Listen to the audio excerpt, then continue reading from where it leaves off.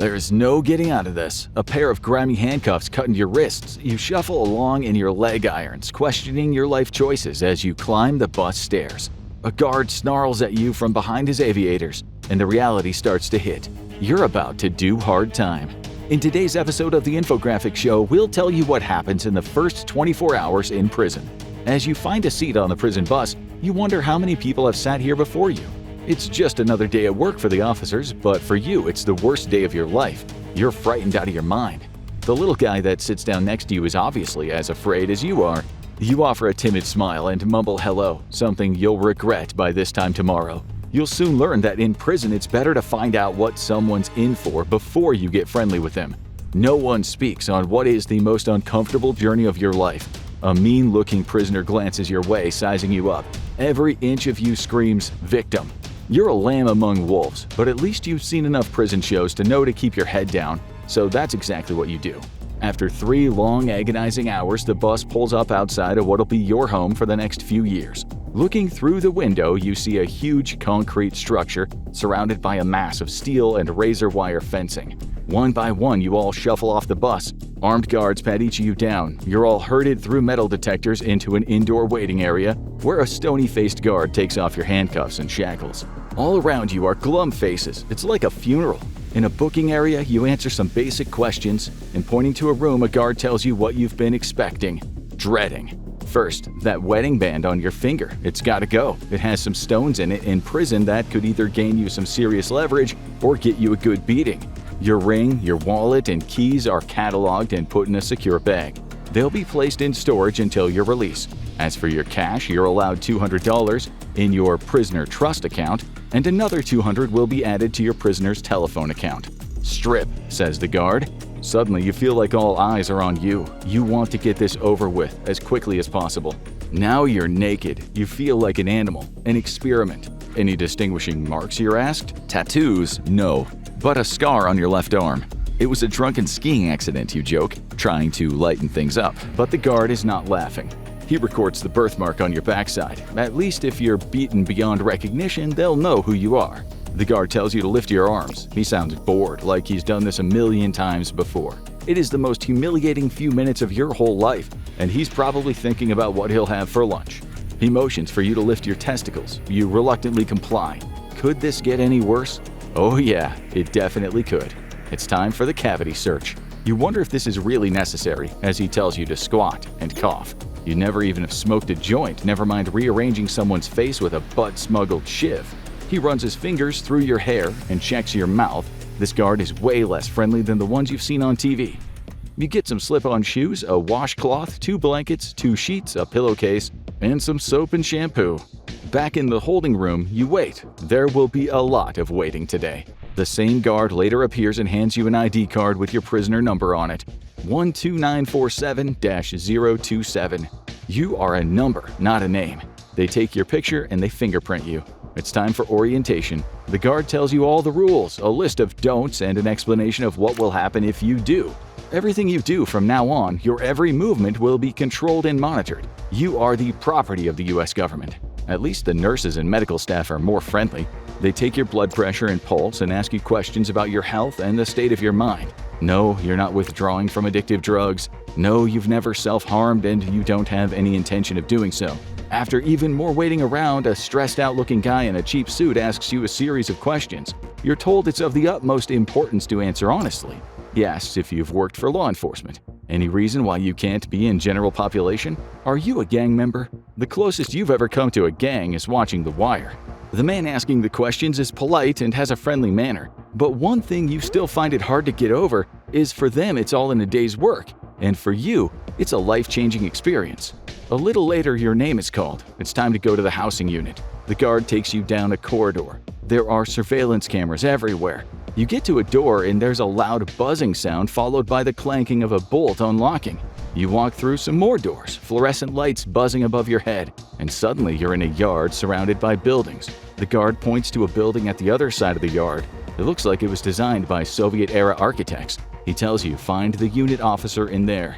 You open the door and you're hit by the smell of floor cleaner and sweat. The noise is almost deafening, a mix of laughter, anger, and anguish. Men are sitting by tables in the main area, which is surrounded by 3 floors of cells. There's a net hanging in the middle. Sure, you've seen that on TV. You know why it's there. But right now, you really know why it's there. You were expecting to see bars, but the openings to the cells are doors with safety glass windows and a small metal flap. Prisoners are out on the landings, some are playing cards and chess. They all look at you as you walk over to the unit officer. It is the most intimidating walk of your life. You keep your head down but try to look confident. Don't act tough, but don't look weak. It goes through your mind that any one of these men could be a killer. They can smell your weakness from a mile away. Not for a second do you think any of them could be just like you, a regular person who made a mistake. At least they aren't shouting at you.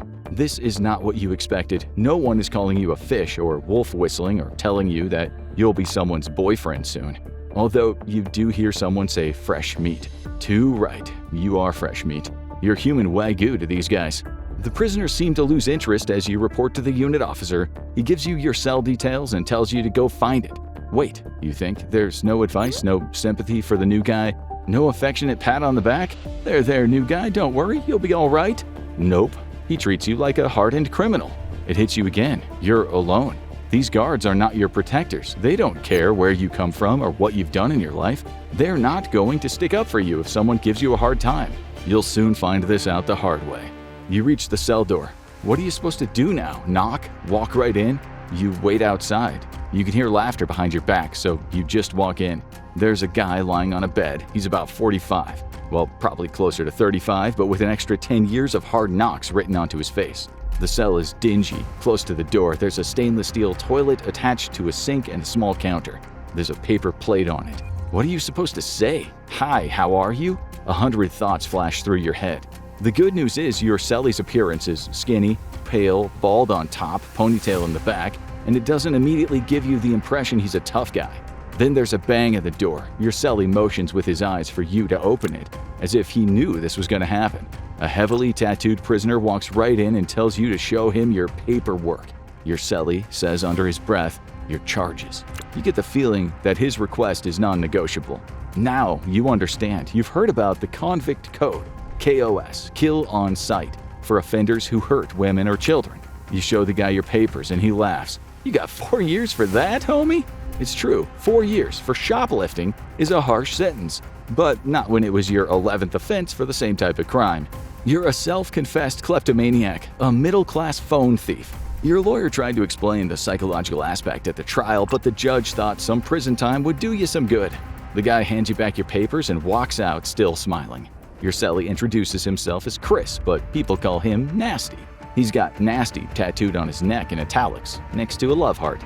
He's saying something, but all you can think about is what does a man have to do to acquire the nickname Nasty? Nasty explains that the guy who just asked for your paperwork was sent by the shot caller, the boss who runs things in the unit. Disobey the rules and you'll be punished. You almost laugh, but quickly you realize that the convict code is how these men operate. You naively think you'll be okay because you never need to fight. Oh boy, you have a lot to learn. Nasty later tells you that he has to take a dump and now the cell doors are locked. So here comes another new experience in your short life so far. A grown man blasting a stainless steel bowl with salvos of fecal matter as you sit like a frightened child behind your bedsheet. Man, you think, I am never going to poop in here in front of him. Never. Oh, you will. When you're called for dinner later, the chow hall is completely segregated. One of the strangest things about this whole experience so far is it's kind of like childhood. Like school or scouts, but with a very grown-up addition of a sliced face as a punishment for a wrongdoing. The lights are burning bright. There's a constant din of conversation and laughter. People are looking at you. They glance up from their trays, give you a cursory inspection, and carry on eating. Guys push in front of you in the queue. It's not that you allow this, but what are you supposed to do? Start a fight over an extra few seconds wait?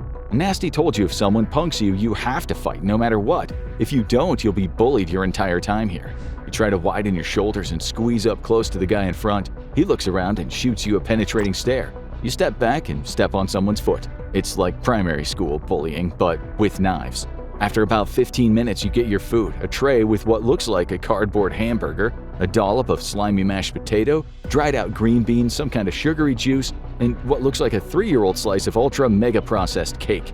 Oh, and there's an apple too, the only part of the meal that you completely trust. You get lucky and you find a space where you can sit alone. A prudent decision until you better understand prison politics. Just as you're finishing, that little guy from the bus sits next to you. Seems like the whole chow hall is watching. You have indoor recreation time from 6 p.m. to 7 p.m. There's a gym, but it's only for daytime recreation. Same with the yard. Not knowing anyone to play chess or cards with, you go into a common room and watch Shark Week on the Discovery Channel. You hear a scream outside. Everyone rushes to the door to see what's happening. Your bus friend is on the floor, blood gushing out of his nose. Everyone sits back down as if nothing has happened. You wonder what the guy did to deserve what must have been a punch to the face. When you're both back in your cell, Nasty explains that the guy is a chomo. What? He hurt children. You think back to your interview this morning and wonder why this guy didn't ask to be put into protective custody or administrative segregation. The strangest thing is, Nasty somehow knows that you talked to this guy on the bus in the morning. News certainly travels fast. Now you've been associated with the very worst kind of prisoner, says Nasty.